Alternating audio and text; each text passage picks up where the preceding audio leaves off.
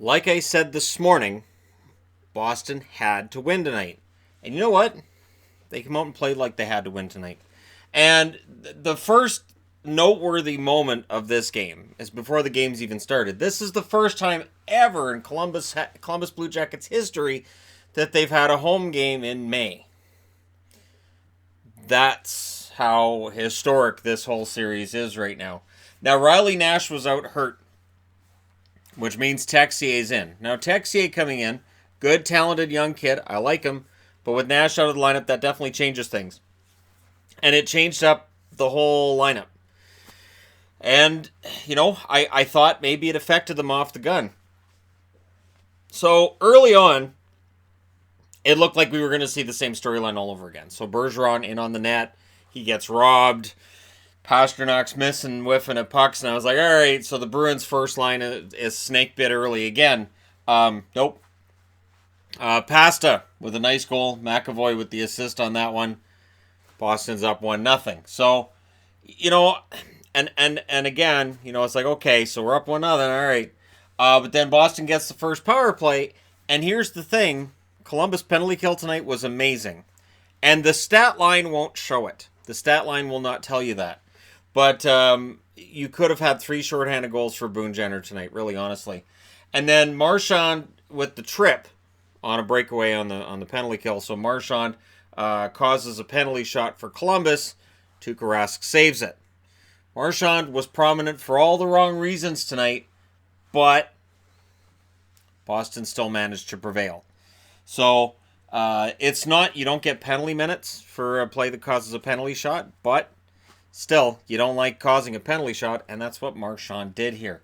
And it was a combination of a great penalty kill, great moves by Boone Jenner, and just not the smartest passing by Boston on the power play. And yet, on that same power play, Bergeron with a goal from Marchand and Krug. And they seem to have found a spot on Bobrovsky. Seems to be glove side and about waist height, between knee and waist height, I would say. And that seems to be where they're trying to put the puck more often than not. They all seem to be trying to hit that side of the net. And we'll see if that's an actual weakness or if it's just a one-game thing. Remember, the Jets had the same kind of thing with Binnington. And then Binnington closed that out from the next game going forward. So the Bruins get that goal. They're up 2-0. And then something weird happens. The puck hits the mesh. It's out of play. And if you watch McAvoy and a couple other Bruins, they know it hit the mesh, so they stop playing. And when the Blue Jackets grab the puck, they're sort of like, wait, what? So Bjorkstrand passes it to Panarin. Panarin puts it in the net. That is not a reviewable play. Did it hit the mesh? Absolutely. Was it obvious? Yes. Was Bruce Cassidy flipping out on the bench? Absolutely. Was I flipping out? No. I don't generally flip out over that kind of thing. I was just like, well, it's not reviewable, which sucks, but, for a league that apparently wants Boston to win all the time, that was lousy. And so, it did hit the mesh, shouldn't have been a goal, but you move on. The thing is, coming out of that goal for Boston, they were shell-shocked. Boston, and I wrote up here, thrown off after that goal, and they were. And I don't know how much of this involves the players on the ice being upset or Cassidy behind the bench being upset. This is, again, one of those things where a steadying hand behind the bench can really settle guys down, and a coach that's kind of upset and PO'd can kind of have that bleed over to the players. I've talked about it in other series, and it kind of happened here, I thought. And then Backes it looks to me like he got concussed on an elbow by Kukan. Now, Kukan with a 2-minute minor on the elbowing, and that's all that it warranted, but it got him right on the button. And Backes was on all fours on the ice, going in circles, and he didn't look right. So they took him to the quiet room. He does return to the game, which, to be honest, I have some concern. He's got a concussion history, and I thought after the discussion that I had with you fine people today that, that was kind of one of those things I was like, that's exactly what the problem is right now. My first issue was I thought, okay, is he actually going to go to the quiet room, or are they going to sit him on the bench? Okay, he actually went to the quiet room. It's a start. Marchand then gets a delay of game penalty, so he puts the puck right over the glass. Not sure where he was aiming for, but he missed. Puck goes right over the glass. Marchand's in the box. So that's the second time he's on the board tonight for bad reasons. He did have the nice assist on the Bergeron goal, but he's 2 down, 1 up right now. And the Jackets were dominant. The Bruins were kind of flat, but at the end of the first period, it's still 2-1. So the Jackets with some opportunities on that power play, they didn't go in, but you get the feeling the momentum's on their side. Second period, both teams come out really solid in the second period. And there were really good scoring chances both ways in this game. I have to say this was Tuukka Rask's best game of the playoffs at exactly the time they needed it. And this is the Rask they're going to need. And I even put up on the board Rask playing great, risking jinxing him as I have other goaltenders in these playoffs. But then Jenner again, shorthanded, another chance. They generated, I think it was 6 shots shorthanded tonight. And I think most of those were Boone Jenner. Just excellent shorthanded game by the Blue Jackets. But the Jackets kept taking penalties. And so I had to put that up here. I'm like, the Jackets keep taking penalties. And they were lazy penalties for the most part. The kind that you don't want to see in a playoff game, I'm sure was driving Tortorella insane as well.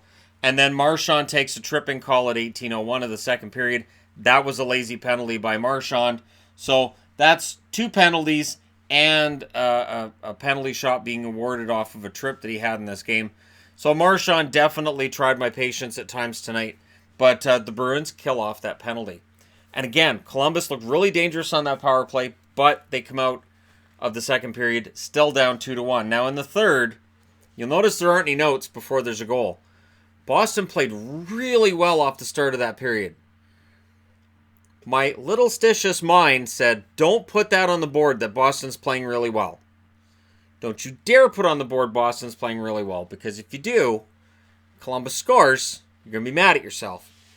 But Boston came out not trying to protect that lead, but trying to add to that lead. And for Columbus and their fans, it was a frustrating night, because this was a night where they could have taken that 3-1 series lead, gone to Boston on Saturday with their foot on the jugular and ready to just take them out.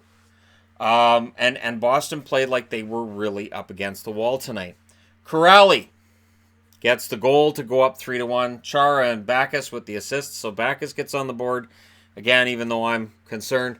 And Backes was robbed of a goal in the third as well. He felt towards the end of the game he was close, and Bobrovsky with the robbery on him.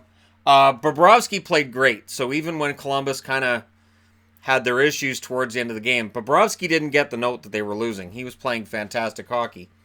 Then there's a bad penalty by Jake DeBrusk. No other way to put it. It was a bad penalty, and it set things up. We're down by 2 goals. Columbus, and their power play, I don't know how else to put this.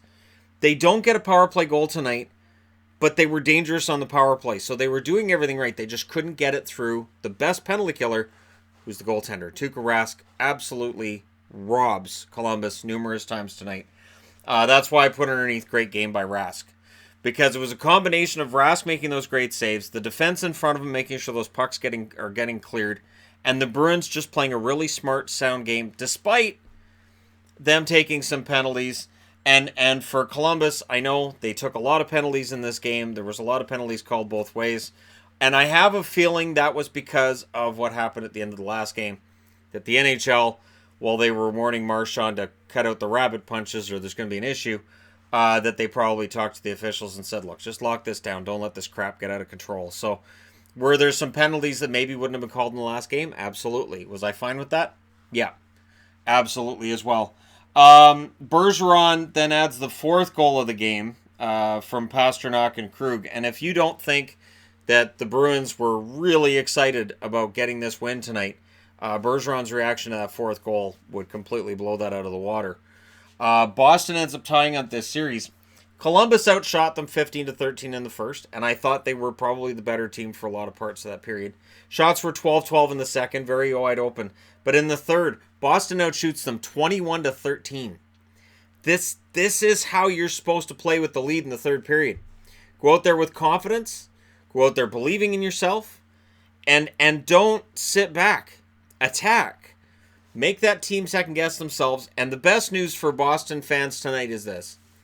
They finally got 4 goals behind Bobrovsky. they finally, at least for one night, make it look like Bobrovsky might just be human after all. So we'll see if that carries over. Again, like I said, Bennington in the first round, we had that game against Winnipeg where it looked like maybe Winnipeg had figured something out.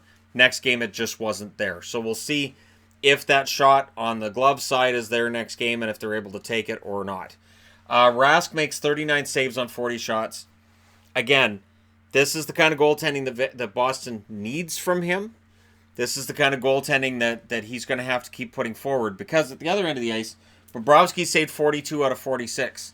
So on what we could call an off night for Bobrovsky, I would call it an off night for Columbus's defense. But even on an off night, his save percentage is over 900.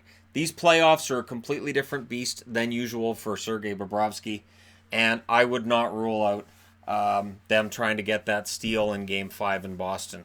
They avoid overtime. This game's a 3-goal game, but it was more even than the scoreboard shows. But that's the kind of goaltending that they get tonight and that they needed. And for Tuukka, I'm trying to think of, I can't remember him having a better game in these playoffs.